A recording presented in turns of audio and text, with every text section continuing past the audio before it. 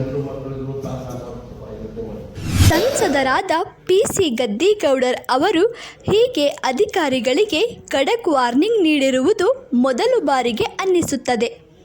5 ಬಾರಿ ಸಂಸದರಾಗಿ ಹಲವು ಸಭೆಗಳಲ್ಲಿ ಹಾಗೂ ಅಧಿಕಾರಿಗಳ ಪ್ರಗತಿ ಪರಿಶೀಲನೆಯಲ್ಲಿ ಭಾಗಿಯಾಗಿದ್ದರೂ ಹೀಗೆ ಖಡಕ್ ಅವಾಜ್ ಮಾಡಿದ್ದಿಲ್ಲ.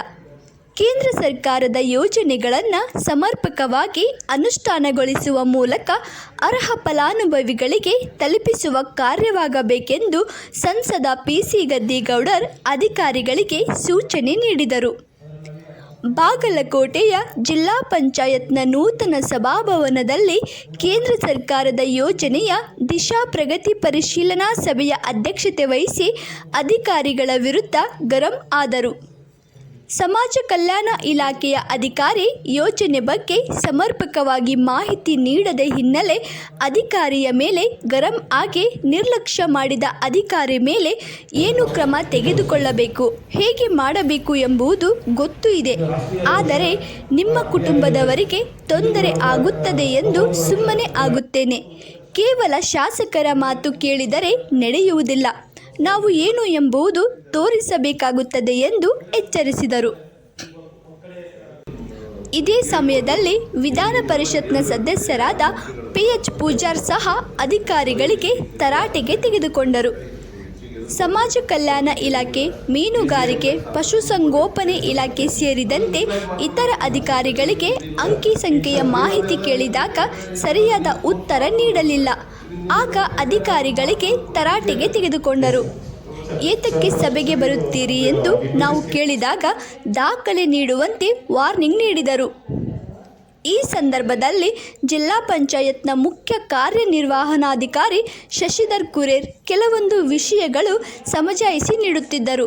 ಇದೇ ಸಮಯದಲ್ಲಿ ರಾಜ್ಯಸಭಾ ಸದಸ್ಯರಾದ ನಾರಾಯಣ್ ಬಾಂಡ್ಗೆ, ನಗರಸಭೆ ಅಧ್ಯಕ್ಷರಾದ ಸವಿತಾ ಲೆಂಕನ್ನವರ್, ಸಮಿತಿಯ ಸದಸ್ಯರಾದ ಕಮಲಾ ಜಾಡರ್ ಸೇರಿದಂತೆ ಇತರರು ಉಪಸ್ಥಿತರಿದ್ದರು.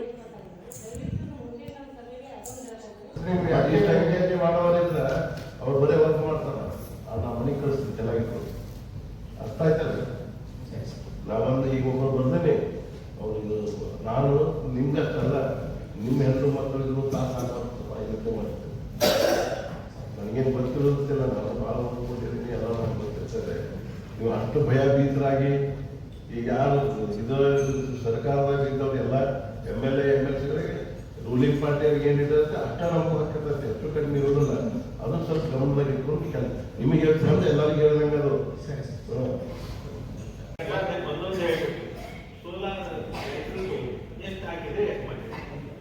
ಅಂಕಿ ಸಂಖ್ಯೆ ಪೂರ್ತಿ ನನ್ನ ಕಡೆ ಇಲ್ಲ ಸರ್. ಏನಾದ್ರು ಹೋಗಲ್ಲ ನಾನು ಇವಾಗ ಯಾಕೆ ಕೊಟ್ಟಿಲ್ಲ ಹೇಳಿ ಒಂದೇ ಚೆಕ್ ಅಂತ ಹೇಳ್ತೀನಿ ಇಲ್ಲ ಸರ್. ಏನಾದ್ರು ಟಪ್ಪ ಹೇಳ್ಕೊಂಡು ಹೋಗ್ಬೋದು. ಒಂದು ಸುಮ್ಮನೆ ಎಕ್ಸಾಂಪಲ್ ಕೊಟ್ಟೆ ನಾನು. ಈಗ ಗೊತ್ತಾಗ್ತದೆ ಗೊತ್ತಿದೆ ಅವರಿಗೆ ಇಂಥ ಪಾರ್ಟ್ ಅಂಡ್ ಪಾರ್ಸಲ್ ಅವಾಯ್ಡ್ ಮಾಡಿ ಬರೆಸ್ಕೊಡ್ಬೇಡ್ರಿ. ನಿಮ್ಗೆ ಬಡವರು ಸಭೆಯಲ್ಲಿ ಬಿಡುವುದು ಏನು ನೋಡಿಕೊಳ್ಳದೆ ಚಾಲನ ಅಪ್ಲಿಕೇಶನ್ ಇರಲಿ, ಯಾರು ವ್ಯವಸ್ಥೆ ತಗೊಂಡು ಬರ್ತಾರ ಅವ್ರು ಕೆಲಸ ಮಾಡ್ತಾರ. ಇನ್ನೇನು ಮಾಡೋದಲ್ಲ. ಸೀರಿಯಸ್ ಆಗಿ ಅಪ್ಲಿಕೇಶನ್ ಮಾಡಿದ್ರೆ ಗೊತ್ತಿರಲಿಲ್ಲ ಕಂಟಿನ್ಯೂ ಮಾಡಬೇಡಿ. ಬಡವರು ಸಲಹಿದ್ದಂತೆ ಯೋಜನೆ ತಲುಪಿಸ್ಬೇಕಾಗಿದೆ. ನಿಮ್ಮ ಮನೇಲಿ ಅದು ನಾನು ಅದಕ್ಕೆ ಆಗಲ್ಲ ಇದೆ. ಎಲ್ಲರಿಗೂ ಏನಾದ್ರು ಮಾಡಿದ್ರೆ ಮನೆ ಬಿಟ್ಟಿರಲಿಲ್ಲ. ಅದಕ್ಕೆ ನಾವು ಎಲ್ಲ ವಿಚಾರ ಮನೆ ಮಾಡ್ತಿರ್ತೀವಿ. ವಿಶ್ವಾಸವುಳ್ಳ ಭಾರತದ ಪೌರರಾದ ನಾವು ನಮ್ಮ ದೇಶದ ನ್ಯಾಯಸಮ್ಮತ ಮತ್ತು ಶಾಂತಿಯುತ ಚುನಾವಣೆಗಳ ಘನತೆಯನ್ನು ಎತ್ತಿ ಹಿಡಿಯುತ್ತೇವೆಂದು ಮತ್ತು ಪ್ರತಿಯೊಂದು ಚುನಾವಣೆಯಲ್ಲಿ ನಿರ್ಭೀತರಾಗಿ ಮತ್ತು ಧರ್ಮ, ಜನಾಂಗ, ಜಾತಿ, ಮತ, ಭಾಷೆ ಅಥವಾ ಯಾವುದೇ ಪ್ರೇರೇಪಣೆಗಳ ದಾಕ್ಷಿಣ್ಯಗಳಿಂದ ಪ್ರಭಾವಿತರಾಗದೆ ಮತ ಚಲಾಯಿಸುತ್ತೇವೆಂದು ಈ ಮೂಲಕ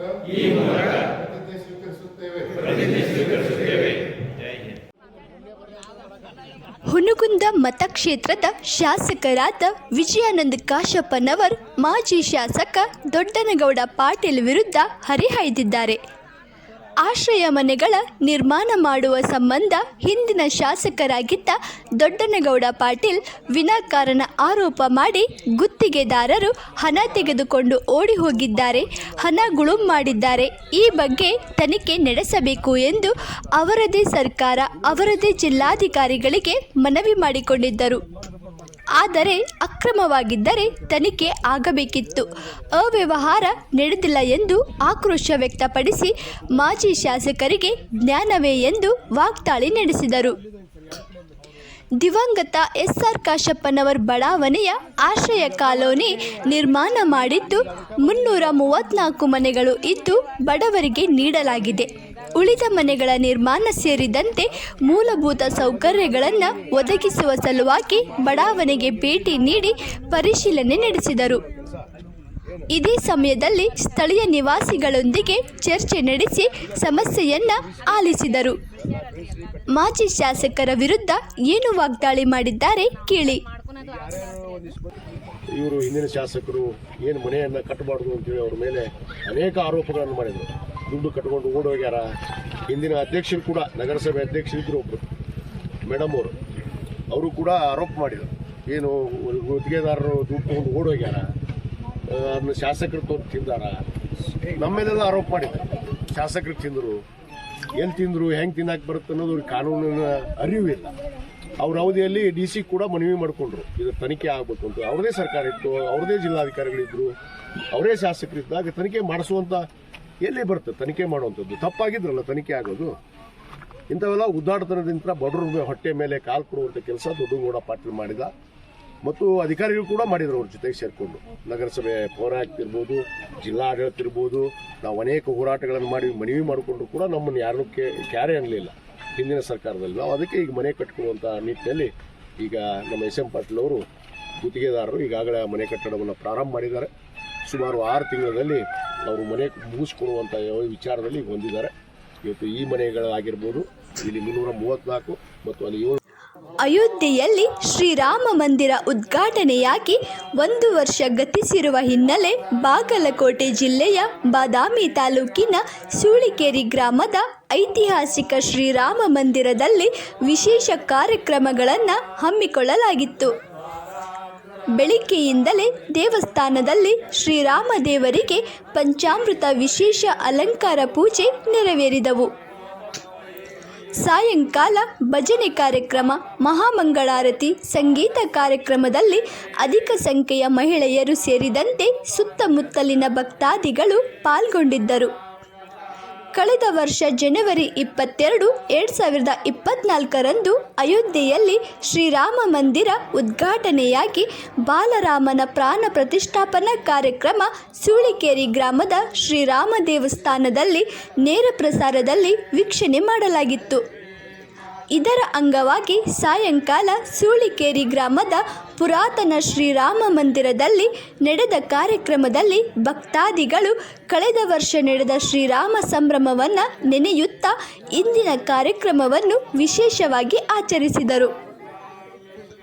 ಕಾರ್ಯಕ್ರಮದಲ್ಲಿ doctor Jayatirtha Deshpande, B.K. Patil, G.N. Sulikeri, Bhimanna Kulkarni, Vijay Deshpande, Nikhil Deshpande, Sanjeev Deshpande, Sagar Deshpande, Mohan Deshpande ಗ್ರಾಮಸ್ಥರು ಭಾಗವಹಿಸಿದ್ದರು. ಮಂತ್ರಪುಷ್ಪ ದೀಪೋತ್ಸವ ನೆರವೇರಿತು. ನೆರೆದ ಭಕ್ತರು ಪ್ರಸಾದವನ್ನು ಸ್ವೀಕರಿಸಿದರು.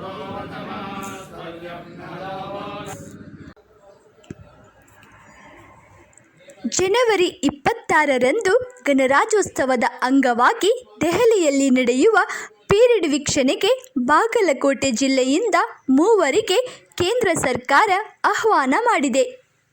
ಸ್ತ್ರೀ ಸಂಘಟನೆಯಲ್ಲಿ ಸಾಧನೆ ಮಾಡಿದ ಶ್ರೀಮತಿ ಸುಜಾತಾ ಪಾಟೀಲ್ ಹಾಗೂ ಹಲಗಲಿ ಗ್ರಾಮ ಪಂಚಾಯತ್ನ ಅಧ್ಯಕ್ಷರಾದ ಈರಪ್ಪ ಚಿಕ್ಕೂರ್ ಎಂಬುವರಿಗೆ ಗಣರಾಜ್ಯೋತ್ಸವದ ಪೀರಿಯಡ್ ವೀಕ್ಷಣೆಗೆ ಆಹ್ವಾನಿಸಲಾಗಿದೆ.